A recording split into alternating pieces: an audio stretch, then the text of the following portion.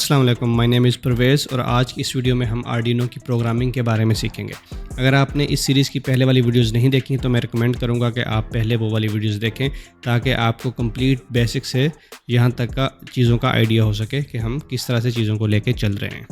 तो आज की वीडियो में मैं आपको आर्डिनो प्रोग्रामिंग के जो बेसिक कंसेप्ट्स हैं उनके बारे में बताऊँगा। हो सकता है ये वीडियो लंबी हो जाए तो वीडियो को 2 या 3 पार्ट्स में भी हम डिवाइड कर सकते हैं।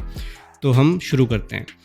तो ये जो है आर्डिनो के प्रोग्राम का सबसे बेसिक स्ट्रक्चर है जो कि मिनिमम रिक्वायर्ड है किसी भी आर्डिनो के प्रोग्राम के लिए। ये दो फंक्शन है बेसिकली, एक सेटअप का फंक्शन है और एक है लूप का फंक्शन। इन दोनों फंक्शंस में से अगर एक भी फंक्शन मिसिंग होगा तो आर्डिनो का प्रोग्राम जो है वो बिल्ड नहीं होगा और ना ही हम इसको अपलोड कर पाएंगे।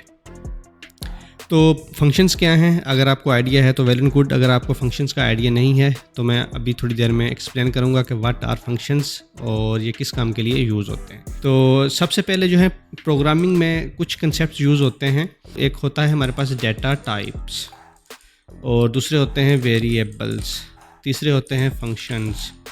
ये डिफरेंट कंसेप्ट्स हैं प्रोग्रामिंग के। ये बेसिक कंसेप्ट्स हैं कि प्रोग्रामिंग और ये चीज़ें जो है प्रोग्रामिंग की किस तरह से वर्क करती हैं।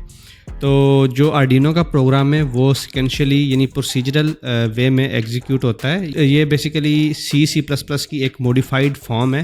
ये जो लैंग्वेज है आर्डिनो की, जो स्टैंडर्ड C या C++ है, सिंटैक्स उसी तरह का है लेकिन उससे थोड़ा सा मुख्तलिफ भी है। फॉर एग्जांपल जो स्टैंडर्ड C या C++ के प्रोग्राम होते हैं उसमें आपने मेन फंक्शन देखा होगा कि किसी भी प्रोग्राम के लिए जो होता है वो इस तरह से एक मेन फंक्शन होता है और मेन फंक्शन ज़रूरी होता है किसी भी प्रोग्राम के लिए, क्योंकि ये फंक्शन जो होते हैं ये एंट्री पॉइंट होते हैं। प्रोग्राम ने जब एग्जीक्यूट होना है तो उसके लिए कोई एंट्री पॉइंट चाहिए होता है, तो वहाँ पे आपको मेन फंक्शन देखने को मिलेगा। लेकिन इस आर्डिनो के प्रोग्राम में आपको मेन फंक्शन नहीं मिलता, इसमें आपको सेटअप और लूप के फंक्शन मिलते हैं।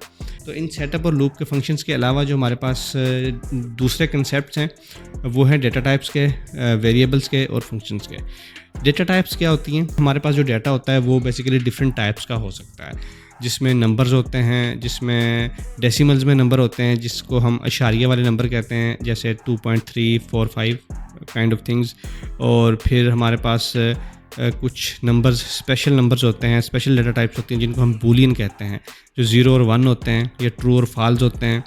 और कुछ और डेटा टाइप्स होती हैं जैसे बाइट्स में डेटा होता है, और फिर जैसे करैक्टर वाइज डेटा होता है जिसको हम चार कहते हैं। ये मैंने जो है वो डिफरेंट डेटा टाइप्स जो हैं वो लिखी हैं और आगे उनकी एग्जांपल्स लिखी हुई हैं। जैसे इंटीजर है, इंटीजर में जो भी नंबर्स होते हैं वो इंटीजर्स कहलाते हैं, जैसे 10, 34, 50, 60, -23, ये सारे नंबर्स हैं। तो आर्डिनो की प्रोग्रामिंग जो है लैंग्वेज है उसमें हम इनको नंबर्स के साथ रिप्रेजेंट करते हैं। तो जब भी हमने नंबर्स यूज़ करने होंगे तो हमें एक्सप्लिसिटली जो है वो प्रोग्राम के अंदर बताना होगा कि ये नंबर हैं, उनकी टाइप्स जो है वो इंटीजर है। तो हम जो डेटा यूज़ करेंगे या जो वेरिएबल की टाइप डिफ़ाइन करेंगे वो इंटीजर होनी चाहिए। अब वेरिएबल जो है वो भी मैं आपको बताता हूँ अभी थोड़ी देर बाद में। पहले आप ये डेटा टाइप्स जो हैं इनको थोड़ा समझ लें। जो भी पॉइंट्स या डेसिमल वाले नंबर होते हैं उनको हम फ्लोट कहते हैं। 4.35, 9.0, 0.002 ये सारे फ्लोट से रिप्रेजेंट होते हैं। इसी तरह जो चार होते हैं जिनको हम करैक्टर भी कहते हैं, जो सिंगल जो अल्फ़ाबेट होता है उसको हम 4 से रिप्रेजेंट करते हैं, जैसे R, स्मॉल r हो गया, कैपिटल T हो गया और S ये 5 हो गया। जो भी सिंगल कोटेशंस के अंदर जो चीज़ आएगी और वो सिंगल होनी चाहिए, एक अल्फ़ाबेट होना चाहिए, उसको हम 4 कहेंगे। इसी तरह जो बूलियन है, ट्रू फॉल्स हो गए, लिखते हैं हम इसको बूल हैं लेकिन ये बूलियन कहलाते हैं, बूलियन डेटा टाइप होती है। इसी तरह फिर हमारे पास एक और डेटा टाइप है जिसको हम स्ट्रिंग कहते हैं। स्ट्रिंग जो है वो बेसिकली जो आर्डिनो में मोस्टली स्ट्रिंग यूज़ होती हैं वो C++ की स्ट्रिंग्स है। 2 तरह की स्ट्रिंग्स होती हैं, एक C स्ट्रिंग होती है और एक स्ट्रिंग ऑब्जेक्ट्स होते हैं। ये थोड़ा सा एडवांस टॉपिक है, आप अभी इस चीज़ को छोड़ दें, मैं इसकी डिटेल में नहीं जाऊंगा।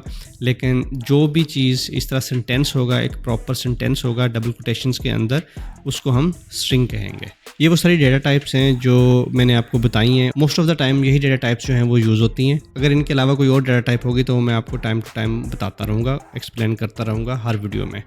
तो नेक्स्ट जो है वो हमारा टॉपिक होगा वेरिएबल्स का। तो वेरिएबल्स के लिए मैं एक अलग वीडियो बनाऊंगा क्योंकि वीडियो काफ़ी लंबी हो रही है। तो इसको हम यहीं पे क्लोज़ करते हैं, मिलते हैं नेक्स्ट वीडियो में। तब तक के लिए अल्लाह हाफ़िज़।